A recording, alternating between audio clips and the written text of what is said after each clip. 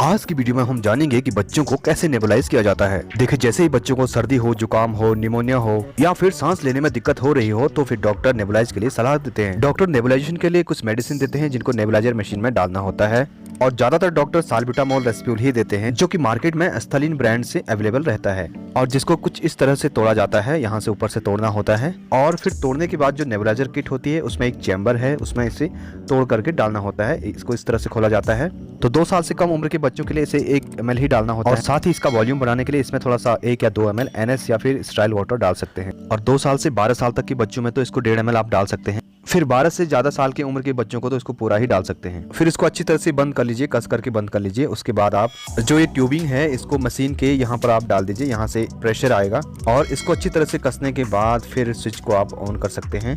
Switch on करने के बाद इसमें से भाप निकलना शुरू हो जाएगा और फिर बच्चे को आपको स्ट्रेट बैठाना है।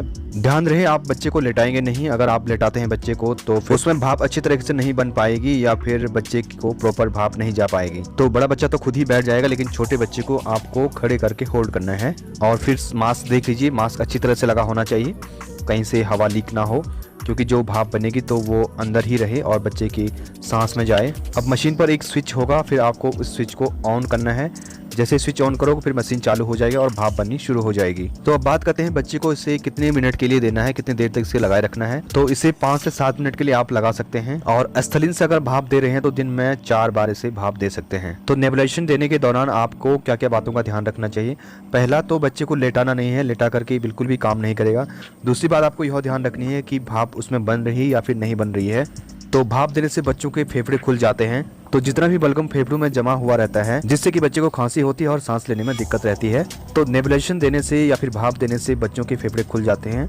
यह एक ब्रोंकोडायलेटर मेडिसिन होती है जो कि फेफड़ों में मौजूद सांस की नलिकाओं को चौड़ी कर देती है। तो दोस्तों यह तरीका है बच्चों को नेबुलाइजेशन देने का। आप इसी तरह से बच्चों को नेबुलाइज कर सकते हैं, बहुत ही काफी सरल है, घर में आप काफी आसानी से इसे कर सकते हैं। सो आई होप आपको वीडियो पसंद आई होगी। तो नेबुलाइजेशन से रिलेटेड, बच्चों को भाप देने से रिलेटेड आपको कोई क्वेश्चन अगर पूछने हो तो आप कमेंट बॉक्स में बिल्कुल पूछ सकते हैं, आपके इस सवालों का जवाब दिया जाएगा। वीडियो अच्छी लगी तो प्लीज लाइक कर दीजिएगा और साथ ही चैनल को भी सब्सक्राइब कर दीजिएगा।